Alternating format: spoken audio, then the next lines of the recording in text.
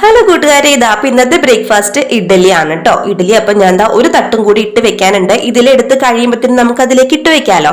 അപ്പൊ തലേ ദിവസത്തെ സാമ്പാർ ഉണ്ടായിരുന്നു, ചമ്മന്തി ഉണ്ടാക്കിയിട്ടുണ്ടായിരുന്നു. ചമ്മന്തി അല്ല, ചട്നി. സാമ്പാറിൽ ഇച്ചിരി വെള്ളം ഉണ്ട് കേട്ടോ, കുറച്ചുണ്ടാവും. അപ്പൊ ഇച്ചിരി വെള്ളം ഒഴിച്ചിട്ട് ഞാൻ അങ്ങ് ഇച്ചിരി നീട്ടിയെടുത്തു. മാസം അവസാനം ആകുമ്പോൾ ചാറൊക്കെ ഇച്ചിരി നീളും. അപ്പൊ ദാ അങ്ങനെ പിള്ളേർക്ക് ബ്രേക്ക്ഫാസ്റ്റിന് വേണ്ടിയിട്ടുള്ളതെല്ലാം എടുത്ത് വെക്കുകയാണ്. അപ്പൊ അവന് സാമ്പാർ വേണ്ടാന്ന് പറഞ്ഞപ്പോൾ ഞാൻ അവന് ചമ്മന്തി എടുത്തു. രണ്ടുപേർക്കും കൂടി ഒരു പാത്രത്തിൽ നിന്ന് എടുത്താൽ മതിയല്ലോ. എന്നിട്ട് മേശപ്പുറത്ത് കൊണ്ട് ഞാൻ വെച്ചിട്ടുണ്ട് കേട്ടോ. എൻ്റെ മോള് കുളി കഴിഞ്ഞ് വന്നിട്ടുണ്ട്. ജോക്കുട്ടൻ കുളിച്ചിട്ടില്ല. ജോക്കുട്ടൻ ഫുഡ് കഴിച്ചിട്ടാണ് കുളിക്കുന്നത്. അപ്പൊ ഞാൻ ബാക്കി ഉണ്ടായി ഇഡ്ഡലി എല്ലാം കാസറോളിലാക്കി അടച്ചു വെച്ചിട്ടുണ്ട്.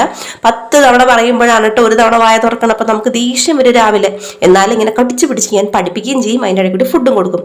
അപ്പൊ കുറച്ച് ദിവസങ്ങൾക്ക് ശേഷം അന്നക്കുട്ടിയുടെയും ജോക്കുട്ടന്റെയും ലഞ്ച് ബോക്സ് ഒരേപോലെ എടുക്കുകയാണ് കേട്ടോ. ഒത്തിരി നാളായില്ല ജോക്കുട്ടൻ ക്ലാസ്സിൽ പോയിട്ട്. അപ്പൊ അതിൻ്റെ ഒരു സങ്കടമൊക്കെ ഉണ്ട്. അപ്പൊ അതിൻ്റെ ഒരു ലോങ് വീഡിയോ ഒക്കെ വരുന്നുണ്ട്.